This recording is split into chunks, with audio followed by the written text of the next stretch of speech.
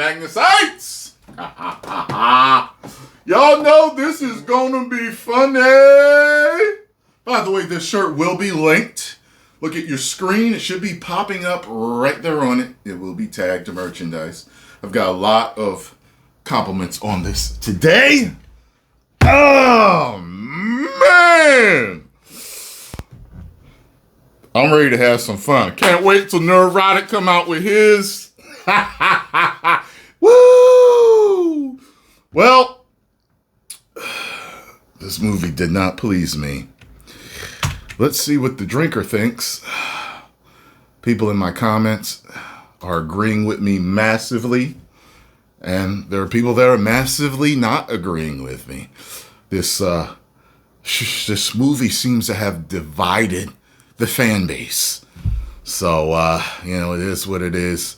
And every once in a while I get comments, you're the only one that feels this way. Look at my comment section. There are hundreds, if not thousands, of people that agree that this movie was a big old piece of trash. It's just how the cookie crumbles. They just don't like what you like. Get over it. Live your life. Go to an echo chamber where they all like it and have fun. Ring around the rosy together.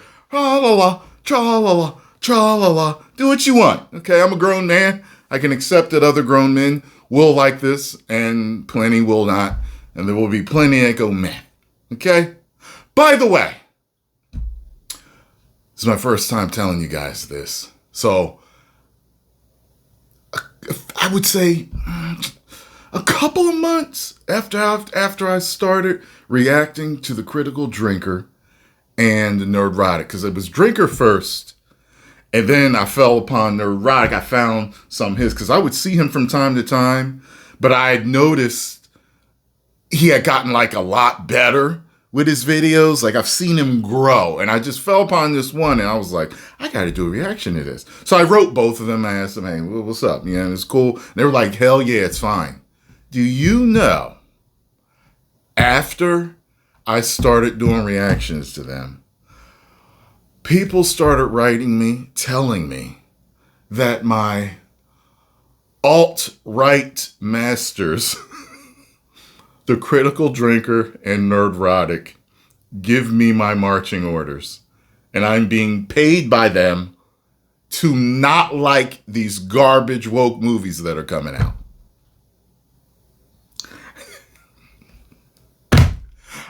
I would love to see these checks that these alt-right masters are paying me, okay? We're all grown men with opinions, okay? James Gunn had a bunch of opinions that got deleted, didn't they? Okay, he's a grown man. He can have his opinions. You don't see me harassing him about. He said they were jokes. Okay, 10,000 of them were jokes. He's the guy that makes funny movies. He can do that, right? We're all grown men. We can all get along. And when Superman comes out, I'm going to give you my truthful opinion. That's how it goes. All right, let's get it. Out of all the Marvel movies to come out in recent years, Thunderbolts is definitely one of them. In fact, it's probably the one I've been looking forward to the least. Not because I hate it or anything, but because I feel absolutely nothing towards it. Exactly. It's the movie equivalent of an annual dental checkup. You know it's coming, but it's not like you're pumped up to get started on it or anything. And why would you be? It's just another by-the-numbers team-up movie featuring a bunch of B and C-list characters that most people can barely remember from films and TV shows most of us didn't watch, taking on a And Bucky was on his way to A-list. He was on his way to A-list. Everybody wanted this to be a Bucky-centric team movie. However, it wasn't. Threat that's poorly explained with a series of action scenes that look like they've been done a million times before. Not exactly compelling stuff. But is it really as bad as we expected, or does Thunderbolts somehow manage to pull off a surprise win? Well, let's find out together, shall we? The movie begins with discount Black Widow, who's feeling sick. By the way, why does she look so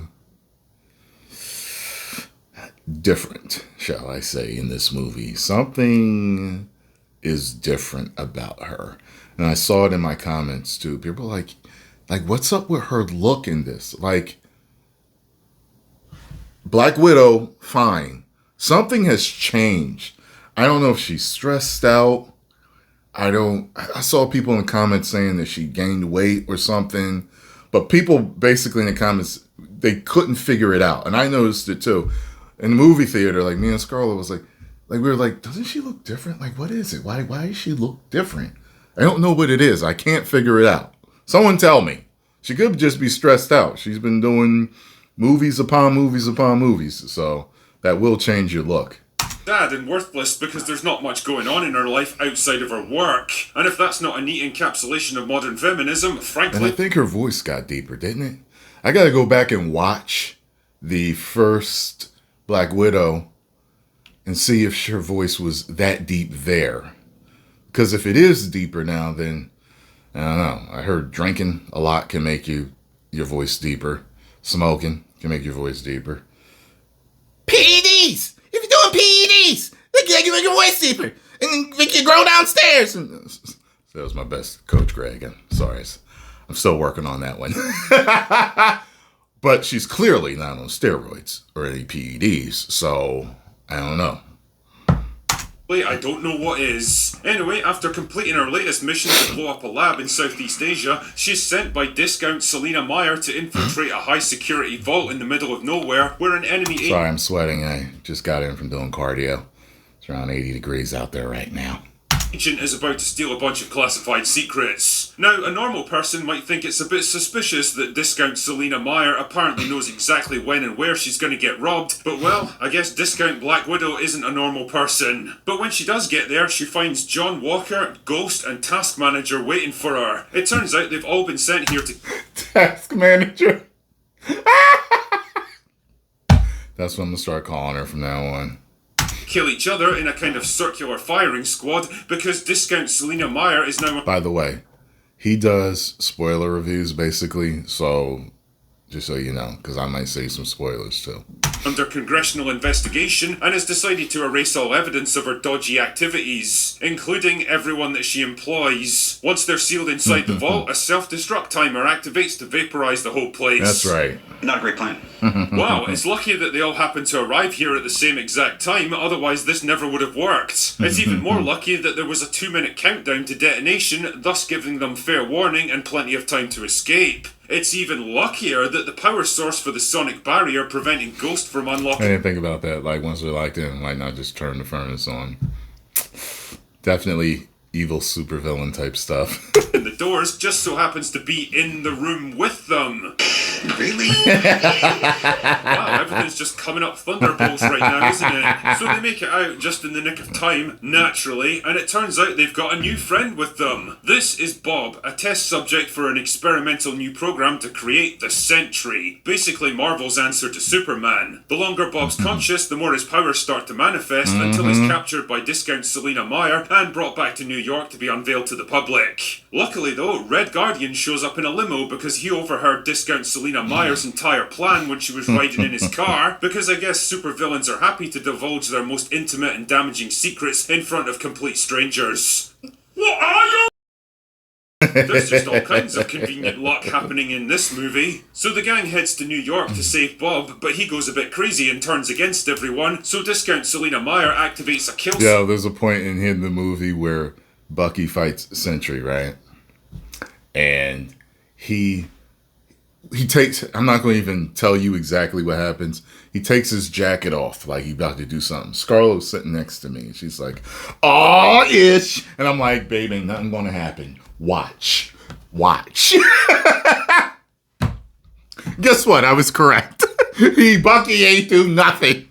Switch, but then he comes back to life as Angry Bob and makes a big cloud of sadness that swallows up New York City. But that's okay because discount Black Widow and the gang go into the sadness cloud and help Bob defeat Angry Bob by having a good old cry, and then everything goes back to normal and somehow they become the new Avengers. I've said on various... Yo, listen, man. This movie is almost like the Superman suit. People like the new Superman suit. I don't understand why they do. However, I understand that people have different opinions. I can respect that and leave it alone. I've seen some of the reviews for this, and I don't get it. I'm like, I do not see what you're talking about at all. And there's people saying the same thing to me. I don't understand how you did you watch the same movie as me? Yes, we watched the same movie. I was bored. You were intrigued. Different strokes for different folks. This is what it is. Soap and bars that I expected Thunderbolts to be a relatively decent, by the numbers, and ultimately forgettable action team-up movie that would probably fail to make much of a splash at the box office. But boy, was I wrong on that one. This movie is actually surprisingly shit, and the biggest problem stemmed from the complete tonal whiplash that it gives you. On the one hand, there's actually a pretty interesting attempt to explore the impact of personal trauma, depression, failure, a loss of self-worth, and a search for meaning and fulfillment in life. There's hints of this with Yelena and the rest of the gang, broadly mirroring the trauma that haunts and ultimately threatens to overcome Bob. And holy shit, the performance by Lewis Pullman is by far the best part of this entire movie. The guy is able to switch from befuddled innocence to haunted victim to a terrifying godlike entity in the space of a single scene. And if anything, I wanted to see more of this shit. The problem... There's a point where he calls himself a god, and then he explains why he's a god. And me and Scarlett were both like, oh, like this dude's getting scary real fast. He was the best part of the movie. Problem is, the movie doesn't have time to give this stuff the narrative depth that it needs, and it ignores most of the struggles of the rest of the team altogether. Why? Because we need to make more time for Marvel humor, protracted action scenes, pointless exposition, references to stuff that most people didn't even watch. And I never complain about Marvel comedy. Listen, I only noticed people complaining about Marvel comedy near the end toward like Infinity War and Endgame. I've kept hearing people talk about Marvel comedy, and I never noticed what they were talking about. It was never too much for me. And this, mainly with Red Guardian, it's just too much, man.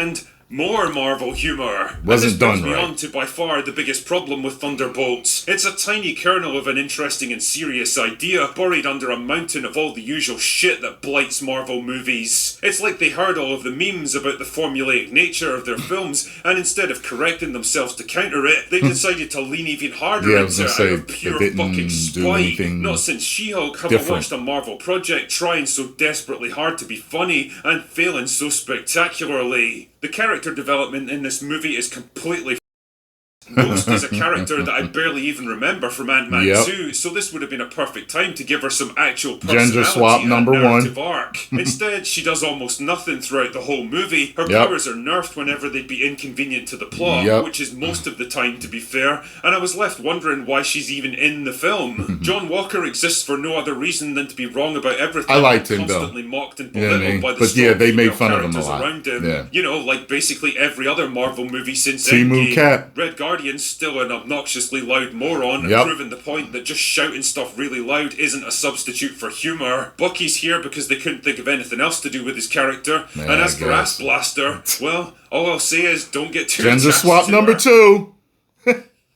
Oh no! What happened? And for the life of me, I'll never understand why Marvel keep trying to make Yelena a thing. I mean, what exactly are we supposed to find appealing about? I'm sorry, she is much less likable than Scarlett Johansson's Black Widow. To me, she's a very dry character, and Scarlett has more charisma. Her character has more charisma than this character. They're both good actresses, but I like Scarlett Johansson's Black Widow much better.